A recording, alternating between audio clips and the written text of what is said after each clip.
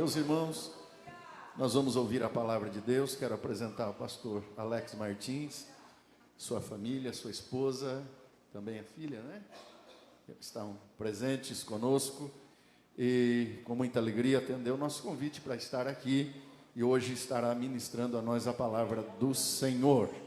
Amém, irmãos? Irmãos querem receber o pastor Alex e sua família, dizendo: sois bem-vindos em nome do Senhor Jesus.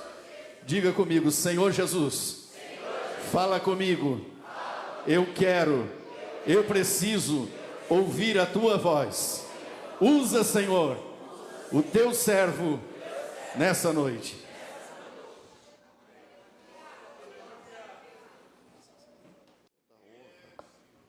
Toda a glória seja dada àquele que criou o céu e a terra.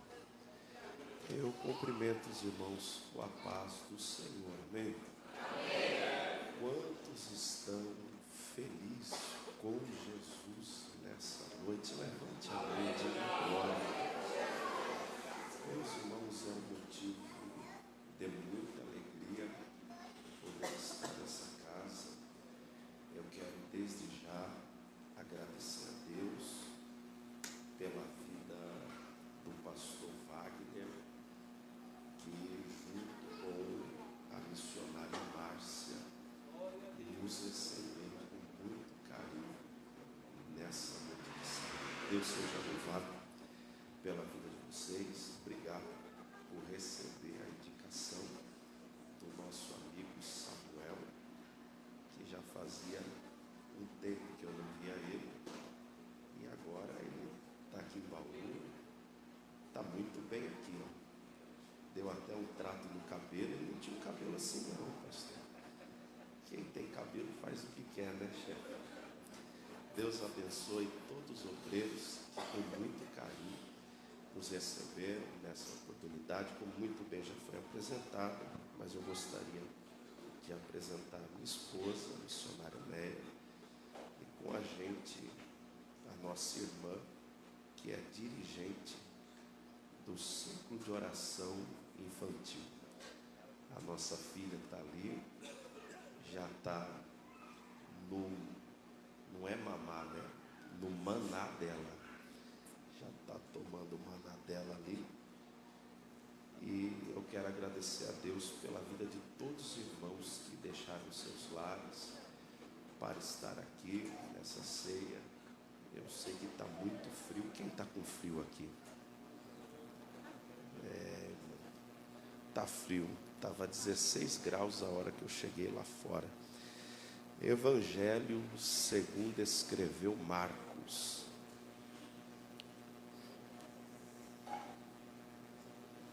O capítulo é o de número 15.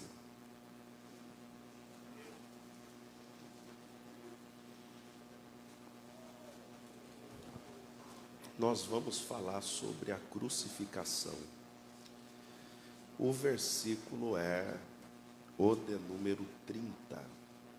Evangelho segundo escreveu Marcos.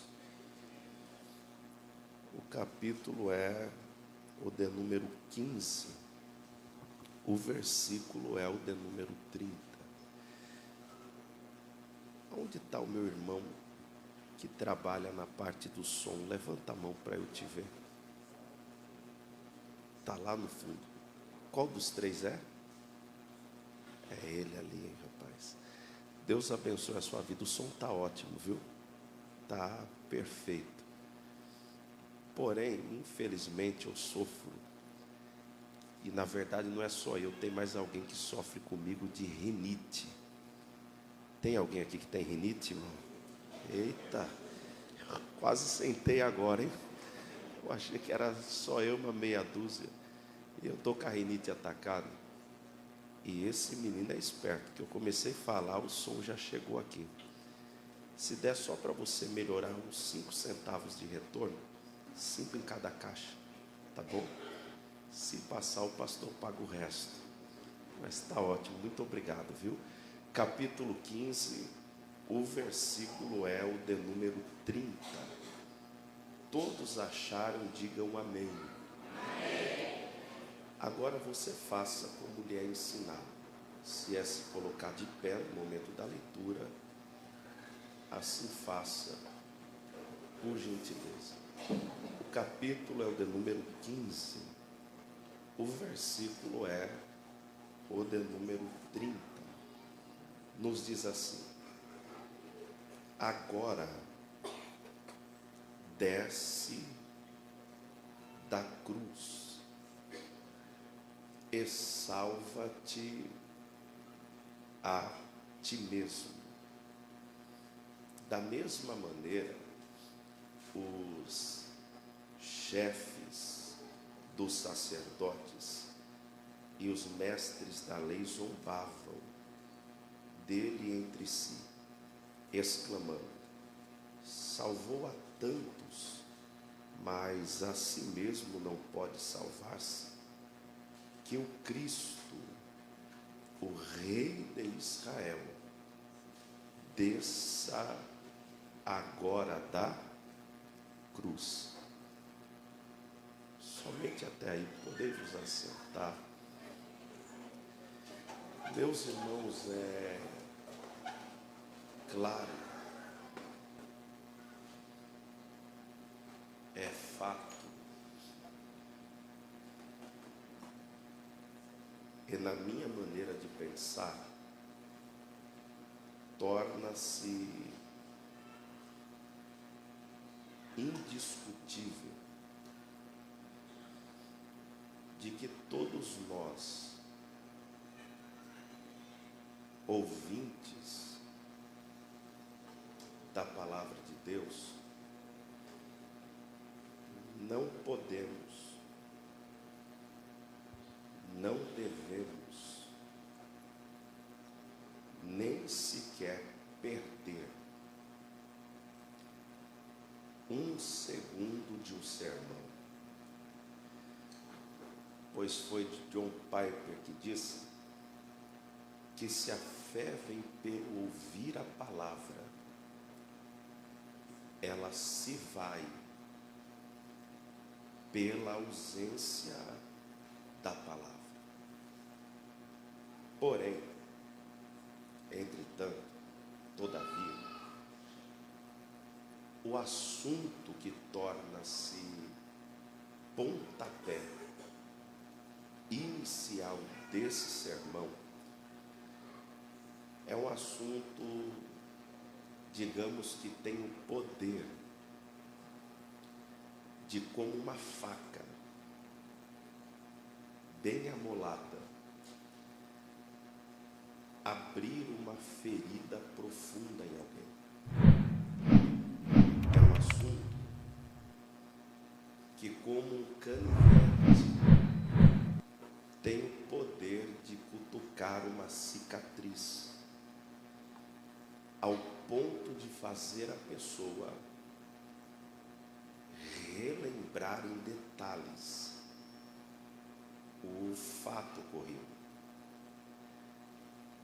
É um assunto que quem vai transmiti-lo precisa tomar muito cuidado. E esse cuidado eu terei. Porém, da mesma maneira, o receptor, aquele que vai ouvir, se está prestando atenção, é necessário dobrar a atenção. Pois eu falo da traição. Dura coisa é ser traído,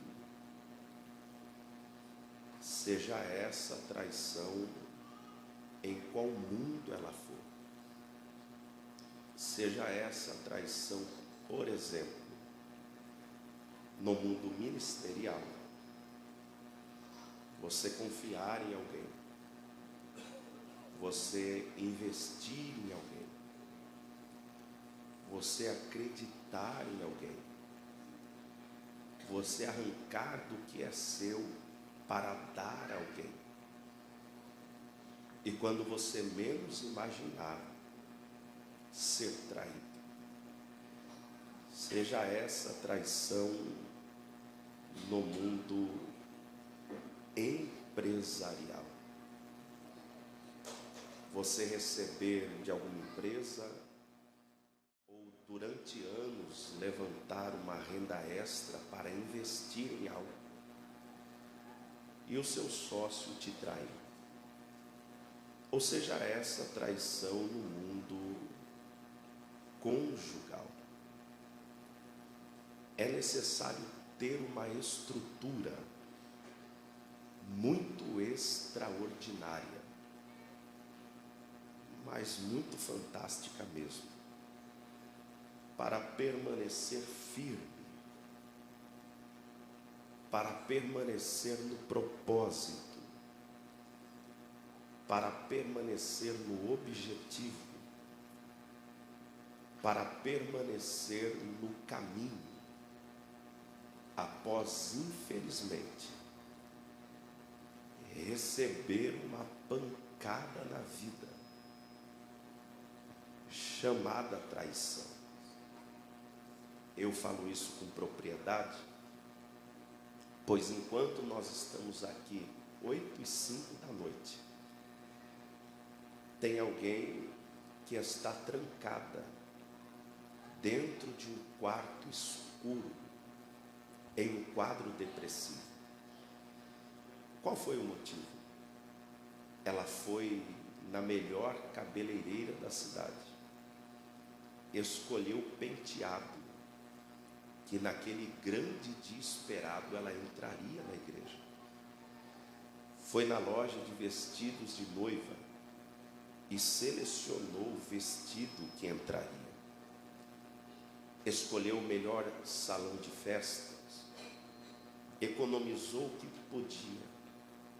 Junto com o rapaz, começaram a vender chocolate, bolo de pote, enfim, tentando levantar uma renda extra. Mas meses antes do casamento, ela recebeu uma mensagem com algumas fotos provando que o rapaz a traía. O seu refúgio foi um quarto escuro, com o braço todo retalhado, de várias vezes tentar se matar. Enquanto nós estamos aqui, talvez eu vou até chover no molhado aqui, tá bom? Na segunda-feira vai sair, ou na rádio da cidade, ou no Datena, no Marcão do Povo, a notícia que um homem esfaqueou o outro. E qual o motivo? O motivo, ele descobriu que a sua mulher havia o traído. Tão difícil quanto a traição é a pós-traição. Depois que o copo se quebra, torna-se impossível refazê-lo novamente. É por isso que existem irmãos, pastora Márcia, nesse Brasil afora, que o culto nem acaba, o Uber já está esperando ele, ou ele está em cima da moto, ou dentro do carro. O pastor vai impetrar a bênção apostólica, e todas as vezes ele recebe do templo para fora. É difícil você encontrá-lo dentro do culto para saudá-lo com a paz do Senhor. É por isso que existem irmãos que quando você o encontra, você diz: vamos comer uma pizza depois do culto? A pessoa diz: eu não vou. Então tem como dar carona àquele irmão? Eu não dou. Essa semana eu passarei na sua casa, eu não estarei. No final do ano é comum isso, os departamentos fazem as confraternizações e fazem os grupos, e logo aparece: fulano foi adicionado no grupo. E você diz: olha, isso é quase um milagre. Mas já aparece minutos depois: fulano saiu. E alguém diz: mas Que irmão incomunicável. Mas que irmã antissocial. E talvez, essa pessoa age desse jeito, pois ela sentiu na pele a dor de confiar em alguém, e esse alguém o traiu. E talvez você está aqui prestando tanta atenção só para guardar isso. Cuidado, cuidado, para quem você conta os seus maiores segredos, pois o seu melhor amigo hoje pode tornar-se o seu pior inimigo amanhã, sabendo todos os seus segredos. Eu ouvi uma frase que ficou guardada na minha memória, onde se dizia: cuidado, muito cuidado, antes de pensar em trair, lembre-se o final da história do maior traidor da humanidade, Judas. Pois Jesus foi traído. Ele está sentado à mesa com os seus 12 discípulos, ainda que o era o diabo, como Jesus mesmo havia mencionado. E olhando nos olhos de cada um, Jesus diz: um dentre vós vai me trair. Eu não sei se você consegue imaginar a tensão à mesa, mas parece que eu vejo Tiago olhando para André, que encara João, que provavelmente estava encostado no peito de Jesus, que encara Bartolomeu, que olha para Mateus, que quando olha para Pedro, Pedro dá uma olhada em Judas, e aquele olhar olhando para baixo, Judas segue o olhar de Pedro, e Pedro só passa a mão na bainha. Se for você e o mestre liberar, nem daqui você sai. Enquanto um está encarando o outro, Judas vai levando a mão no prato. Jesus percebe, leva a mão por cima da mão de Judas. E quando Judas segura o prato, Jesus agarra. E Jesus diz: aquele que põe a mão no prato comigo, é esse que vai me trair. Caiu a casa, Judas. Não é nem necessário eu falar para você que a maioria dos que te traíram, pelo menos uma vez se assentou à mesa com você. É por isso que a sua casa não pode estar de portas abertas para todo mundo. Existem pessoas que é do portão para fora, outras do portão na garagem, outras na sala, outras na cozinha, e acabou por aí. Mais tarde Jesus está com o colégio apostólico novamente, e Jesus diz: daqui a pouco todos vocês vão me deixar. Pedro se destaca no texto, na minha maneira de pensar, por ser o mais sanguíneo. E Pedro diz: de maneira nenhuma nós vamos te deixar. Jesus diz: Pedro, vem aqui. Ainda antes que o galo cante, por 3 vezes você vai me negar. Então Jesus vai para o monte, e no monte ele vai sofrer uma profunda agonia. Entenda a minha expressão proposital. Não foi uma agonia que já seria muito difícil de suportar, e sim uma profunda agonia. Tanto se os irmãos lerem acerca da crucificação, e eu indico, hoje eu lia, eu não consigo ler e não chorar.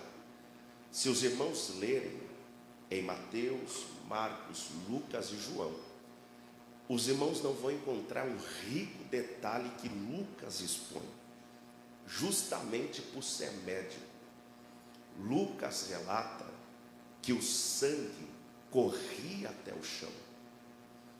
Mas como que corria até o chão, se Cristo não havia sido agredido fisicamente ainda nesse momento.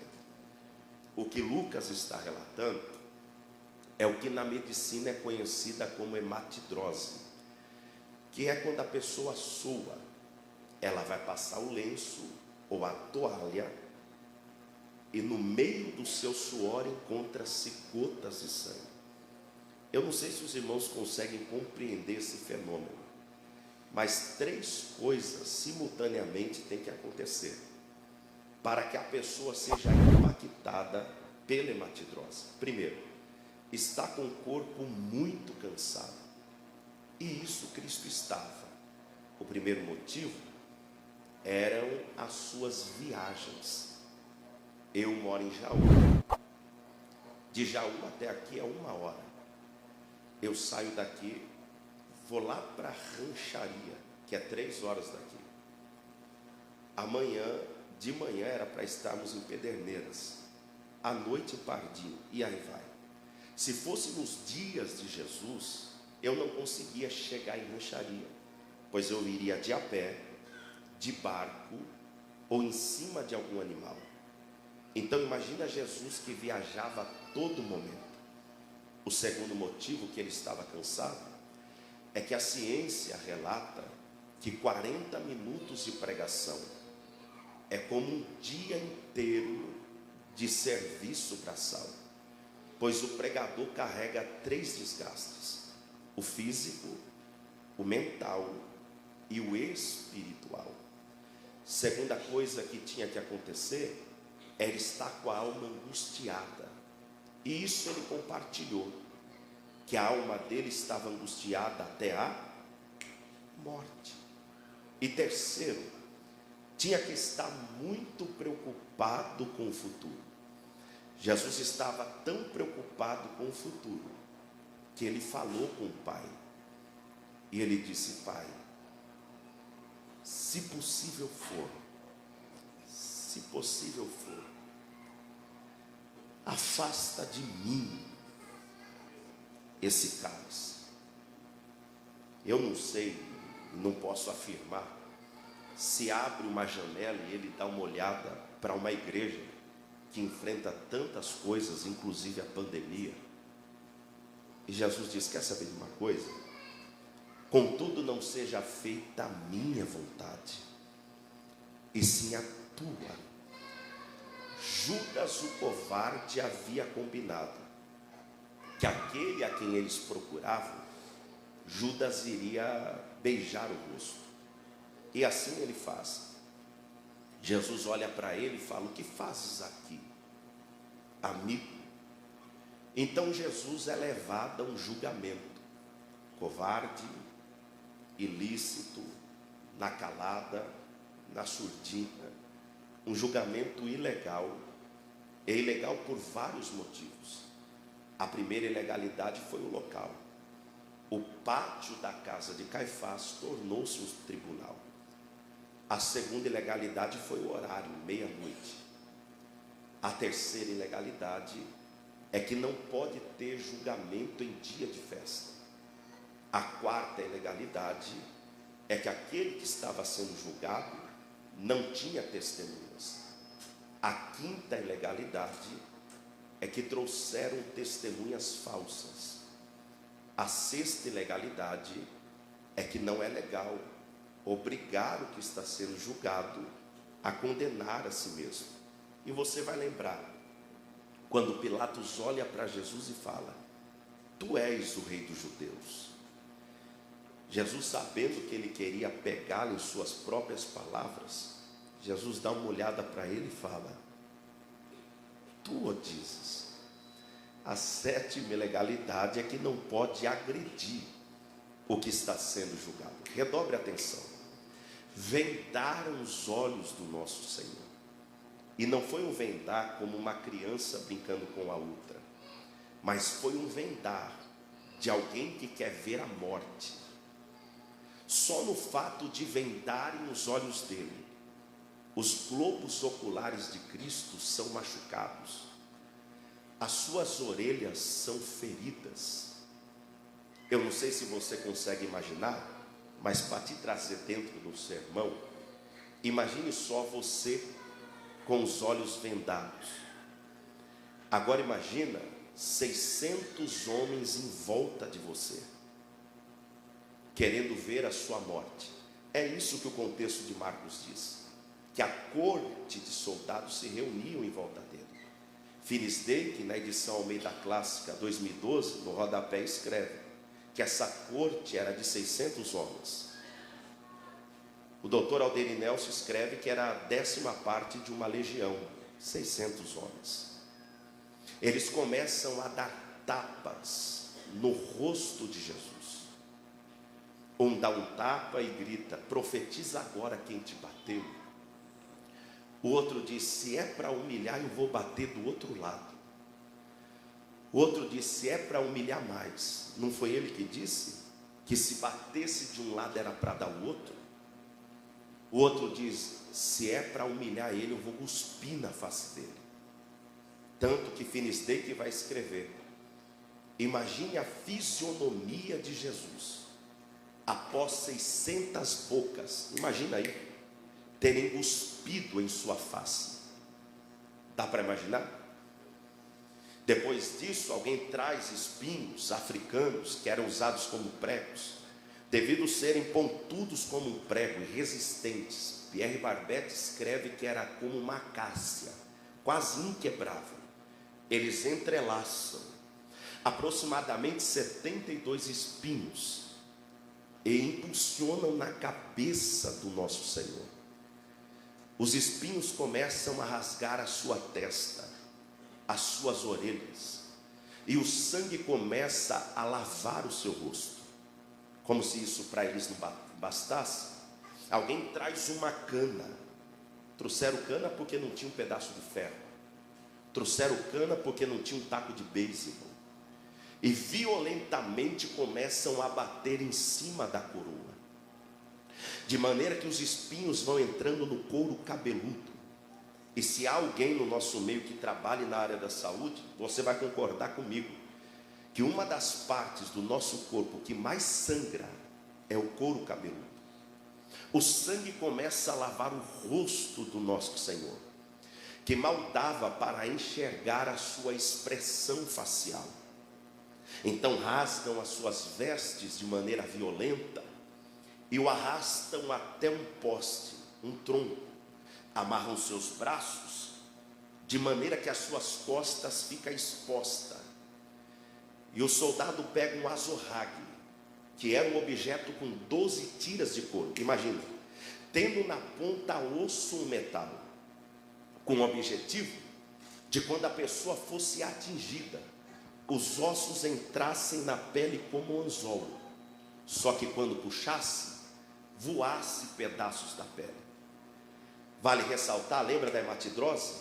Uma das consequências era deixar a pele sensível, como um dia inteiro na praia, sem protetor solar, como uma bolha que se estoura em seu corpo. O soldado bate a primeira vez, como era 12 tiras, não é uma ferida que se abre, e sim 12. Ele bate a segunda, 24. Ele bate a terceira, 36. Ele bate a quarta, 48. Ele bate a quinta, 60 feridas. A maioria morria ali, pois não aguentava a tortura, tanto física como psicológica. Pastor, e qual era o tamanho das feridas? No Salmos 22, o salmista escreve que dava para contar os ossos de Jesus. Na BRDM, vai se dizer que formou-se uma poça de sangue em volta dele. As paredes do átrio ficaram respingadas de sangue, que teve que se jogar sal na parede para arrancar os pedaços da carne de Jesus. Mas segundo a lei judaica, não era 5 chicotadas, e sim 39. 39 vezes 12, aproximadamente 468 feridas se abriram sobre o corpo de Cristo. Essa quantidade de ferida, em alguém da altura desse obreiro, significa que nem 1 centímetro do seu corpo ficaria sem ferida. Dá para imaginar como Jesus estava? Perdendo sangue, hemorragia. Hemorragia traz como consequência a boca seca, a vista fica embaçada, a perna fica bamba. É nesse contexto que o obrigam a carregar a cruz na via dolorosa, um chão irregular, um chão pedregoso. E não era uma madeira, não era uma madeira tão bem feita como essa, e sim uma madeira cheia de farpas, que em contato com a pele de Jesus, as farpas vão entrando no meio das feridas, e assim ele vai caminhando, sendo zombado, sendo xingado, apanhando, e quando chega no Calvário, o lançam no chão. O soldado pega um cravo de 20 centímetros, 2 de espessura, e ele coloca na mão, e ele vai bater o cravo, e ele vai martelar até varar do outro lado. Cada martelada que ele dava, ele olhava na expressão facial de Jesus. Tudo que o diabo queria era que Cristo gritasse de dor. Mas foi Isaías que escreveu que, como ovelha muda, ele foi levado ao matadouro. Quando o cravo vara a mão de Jesus, entra na história um famoso médico chamado Truman Davis. Ele relata essa parte, e ele diz que os nervos de Jesus se retraíram.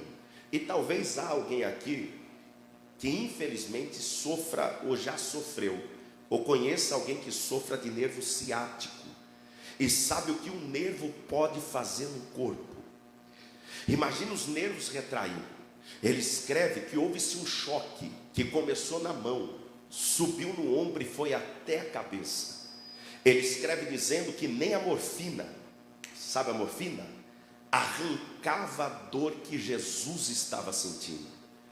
O negócio é na outra mão, porque a cruz não era para ele, era para um famoso assaltante, que havia matado um homem em uma rebelião cujo nome era Barrabás, e era produzida de 3 a 5 dias antes. Então vão torcer o braço de Jesus. Uma coisa é torcer seu braço do jeito que está, outra coisa é de alguém que está com o corpo todo aberto, ao ponto de ver os ossos, perdendo muito sangue, a língua grudando no céu da boca, com o corpo todo ardendo, a cabeça toda furada, os nervos retraídos. Quando chega no ponto, eles furam a mão, os nervos retraem, o choque vem. Então eles puxam os pés de Jesus, furam um pé, de fato colocam o outro em cima, furam o outro, e começam a levantá-lo no madeiro. O texto que a gente leu, quando começam a levantá-lo, a multidão está passando de longe, e Thomas Davis vai dizer que, como não era uma posição normal, para Cristo respirar, ele tinha que flexionar seus joelhos 45 graus. Mas quando isso ele fazia, veio cãibra. Já teve cãibra? Imagina nas 2 panturrilhas, imagina nas 2 coxas. Mas eu vou refrescar a sua memória. Quando te deu cãibra, você deitou. Talvez alguém massageou o local. Agora imagina a cãibra com as mãos furadas. Imagina a cãibra com os pés furados. Imagina a cãibra com o corpo todo aberto. É nesse contexto que a multidão está passando de longe, balançando a cabeça e dizendo: não é esse o Filho de Deus? Por que é que ele não desce daí? Jesus olha e não fala nada. Então soldados que estão no pé da cruz começam a gritar dizendo: tu não és o rei dos judeus? Por que é que tu não desce daí? Jesus olha e não fala nada. Até porque você não precisa gastar saliva para provar quem você é ou você deixa de ser. Um leão em silêncio coloca mais respeito do que 10 cachorros vira-lata latindo. Foi um pensador que escreveu dizendo que se você parar para atacar pedra em todo cachorro que te late, você nunca vai chegar no seu destino. Existe um ditado italiano que diz que o mal do urubu é achar que a onça está morta. Vai, urubu. Um ladrão é colocado de um lado, um ladrão é colocado do outro. O que está de um lado começa a gritar dizendo: tu não és o Cristo? Desça daí, quando descer, tira a gente daqui também. Perceba que primeiro o diabo usa quem está longe para atacar o psicológico de quem decidiu carregar a cruz. Ele percebe que quem ataca de longe não tem sucesso, então ele começa a aproximar, usar quem está mais próximo. Ele percebe que quem está atacando mais próximo não tem êxito, então ele coloca alguém bem do lado. Tipo assim, se eu colocar alguém do lado dele para fazer um inferno, na mente dele ele desce. Se eu colocar alguém do lado dele para atacar, igual aquele demônio que o diabo colocou onde você trabalha, que te perturba o dia inteiro. Se eu colocar alguém do lado dele para infernizar a mente dele, ele chuta o pau da barraca. Quer ver que ele não é esse crentão todo? Se eu colocar alguém do lado dele para ficar afrontando ele o dia inteiro, ele para de ser quem um dia ele quis ser. Por quê, pastor? Para a gente entender que sempre quando algo extraordinário está para acontecer na história de alguém, o nível de provocação sempre vai aumentar. Não pense que antes de Deus fazer o que tem que fazer na tua vida, todo mundo vai te abraçar, todo mundo vai te dar aplauso, todo mundo vai te dar o troféu joinha. Não pense que antes de Deus te exaltar como quer te exaltar, todo mundo vai pagar pizza, vai pagar Coca-Cola, vai pagar picanha, vai pagar lasanha. Não pense que antes de Deus mudar a tua vida financeira, todo mundo vai reagir nas suas fotos como amei, vai estender um tapete vermelho e vai dizer: anda, xodózinho de Jeová. Não pense que antes de Deus mudar a tua vida, te exaltar ministerialmente, colocar bastante gente naquela congregação, todo mundo vai falar: você não é o Roberto Carlos, mas esse cara é você. Não, alguém vai te caluniar mesmo, alguém vai te afrontar mesmo, alguém vai te perseguir mesmo. Alguém não tem caráter para falar na tua cara, vai na internet para tentar te atacar de alguma maneira. Alguém no final do culto vai juntar com a gangue gospel dele, vai comprar uma pizza, vai colocar teu nome de tempero para ficar falando mal de você. Alguém vai tentar arquitetar para tentar puxar teu tapete achando que você é o Aladim. Alguém vai trocar de calçada quando vê você vindo de frente com ele. Alguém vai falar mal de você. Alguém vai tocar no teu filho porque sabe que tocando no teu filho automaticamente toca em você.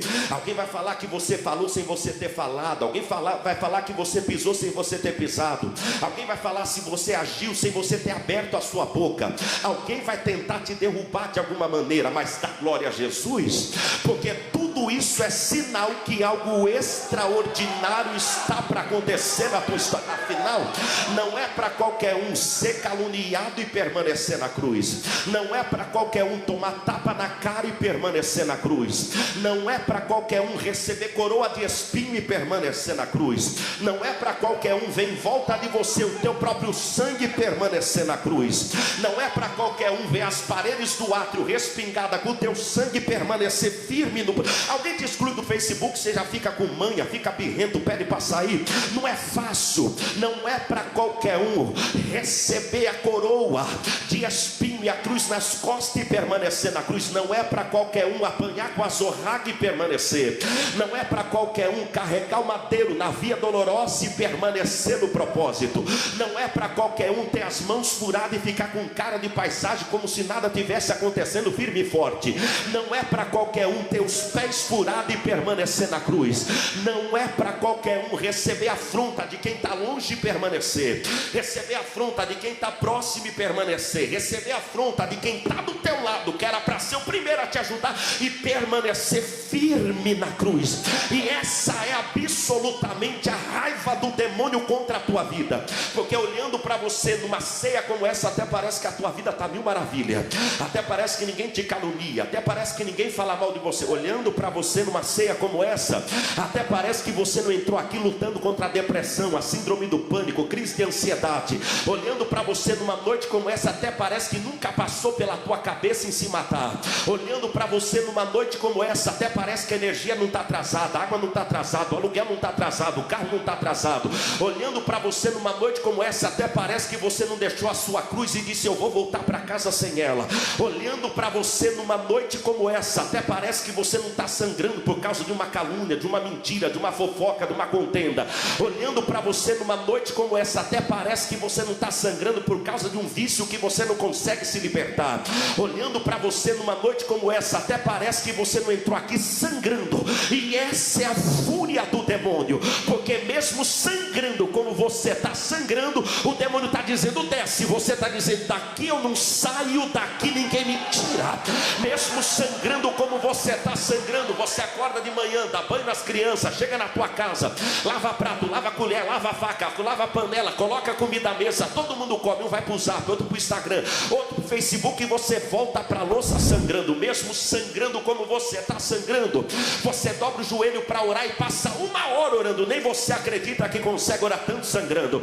Mesmo sangrando como você está sangrando, o tempo que você tem, aonde você trabalha, você diz: vamos para o culto, porque Deus tem uma palavra para a tua alma. Mesmo sangrando como você está sangrando, você pega o microfone para cantar e o demônio diz: vai cantar sangrando, e você dá uma olhada como quem diz: tudo que tem fôlego louve ao Senhor. Mesmo sangrando como você está sangrando, você pega a Bíblia, prepara esboço e diz: o dia que for me dada a oportunidade eu vou dar lugar. E o demônio começa a dizer: vai pregar sangrando, e você dá uma olhada como quem diz: eu vou pregar sangrando, mas enquanto eu prego ele vai trabalhando na minha alma. Mesmo sangrando como você está sangrando, o seu dia foi de guerra, foi de luta, foi de batalha, mas você pegou a Bíblia, colocou debaixo do braço, no painel do carro, no porta-luva do carro, dentro da bolsa, e o demônio diz: vai fazer o que no culto sangrando? E você deu uma olhada como quem diz: 1000 vai cair do meu lado, 10.000 vai cair na minha direita, mas eu não serei atingido mesmo. Eu vou contar como foi a sua semana. A sua semana foi de guerra, foi de prova, foi de luta, foi de batalha, foi de calúnia. Você chegou na tua casa hoje numa correria, tomou um banho, tomou um café, colocou a roupa, parou na frente do espelho. O demônio fez de tudo para você não ceiar. E o demônio diz: vai fazer o que nascer? Olha a guerra, olha a crise, olha a prova, olha a luta, olha a Covid. A ponta da faca vai te pegar, o carro vai te pegar, o acidente vai te pegar, a paulada, a quebrada vai te pegar, alguma coisa vai te acontecer. Mas você deu uma olhada como quem diz: aquele que habita no esconderijo do Altíssimo, a sombra do Onipotente descansará. Mesmo sangrando como você está sangrando, a palavra de Deus para a tua vida nessa noite de sábado é essa: toda ferramenta preparada contra a tua vida.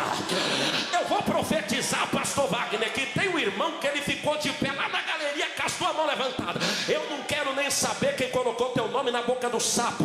Eu não quero nem saber quem bateu tabaco e rodou baiana, colocou cachimbo do demônio na boca, jogou terra de cemitério no teu quintal e disse que ia acabar com a tua família de alguma maneira. Mas eu vou profetizar: toda ferramenta preparada contra a tua vida, contra a tua casa, contra a tua família, não vai prosperar. Mesmo sangrando como você está sangrando, hoje Isaías 41:13 vai entrar na tua vida: eis que eu te tomo pela tua mão direita e te digo: não temas, que eu te ajudo. Mesmo sangrando como você, Deus está mandando eu pregar isso daqui para alguém. Ainda antes que houvesse dia, eu sou, e não há ninguém que possa escapar da minha mão.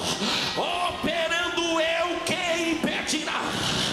Você está do lado de um guerreiro, você está do lado de uma guerreira, você está do lado de alguém que passa a prova e não para, você está do lado de alguém que passa o que eu arrepiei, você está do lado de alguém que enfrenta a batalha e não para, você está do lado de alguém que entrou aqui na guerra, na prova, na crise, na luta, quase dentro da fornalha, mas passando o que ele passa, ele entrou nessa noite como Abacuque, levantando a bandeira da fé e gritando para o inferno ouvir, porque ainda que a figueira não floresça, nem haja fruto na vide, vamos lá, o produto da oliveira minta, sai demônio, ainda que as ovelhas trabalhadas seja arrebatada, e no curral não haja gado, você vai parar, você vai desistir, você vai descer, vou nada, demônio.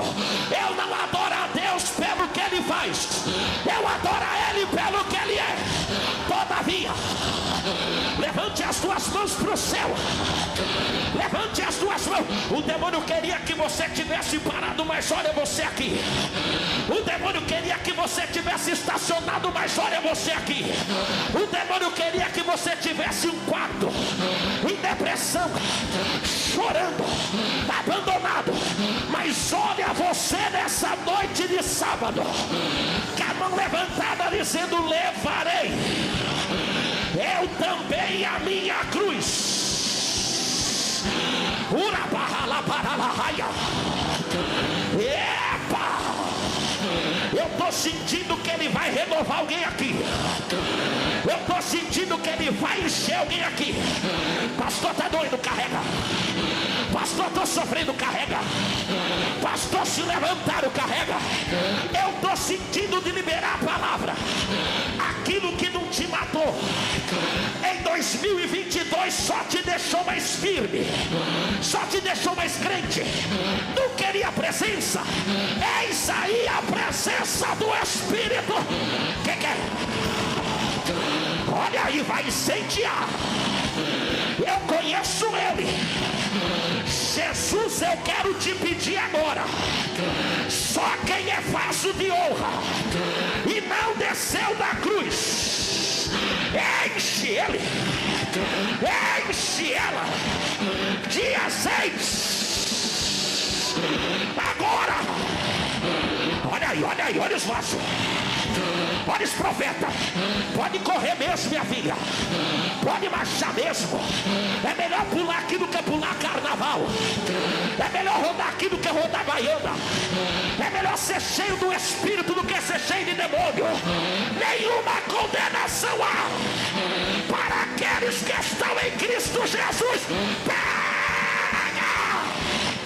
Olha aí, olha aí, olha aí, olha aí, olha aí, olha aí, olha aí, olha aí, olha aí. Se é para dar glória, calma. Se é para dar aleluia, calma. Se é para falar em língua, dá uma rajada de língua na cara desse demônio que tentou te parar. Eu vou deixar, meu Deus, meu Jesus da glória. Tem alguém pulando ali atrás. Tem alguém chorando aqui na frente. Tem alguém rodando ali no meio. Pastor, eu até queria pular, mas eu estou com medo de escandalizar. Escandaliza nada. O que escandaliza é sair daqui para o motel. O que escandaliza é sair daqui canulear. O que escandaliza é mandar foto pelada. Ser cheio do Espírito é privilégio para quem não desce. Deixa eu ver quem não desce. Olha aí. Ele vai começar a tomar os vasos. Cadê você que é de guerra? Vem. Cadê você que é de peleja? Vem. Cadê você que é de autoridade? Vem. Pode subir dando glória. Enquanto você dá glória aqui, Jesus visita a tua casa lá. Enquanto você, eu vou profetizar, pastor Wagner, que eu já não estou normal. Esse ano não vai terminar sem antes você levantar a bandeira da fé na tua casa e gritar bem alto: eu e a minha casa servimos ao Senhor. Carrega.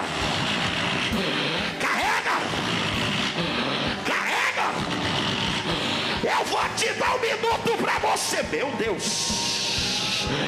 Remanaralaia, Urabacantaralahalachúria, Remadacama do Queminiquia, Remadaralahalachúria. Pastor, eu estou com medo de escandalizar alguém aqui. Ele deveria estar escandalizado com o menino de 5 anos, não saia. Ele deveria estar escandalizado com o menino de 5 anos imitando a Anitta. Ele deveria estar perseguindo alguém que influencia a criança a imitar Pablo Vittar. Ser cheio do Espírito é só para quem não desce. Olha os vasos aí. Eu vou deixar você adorar.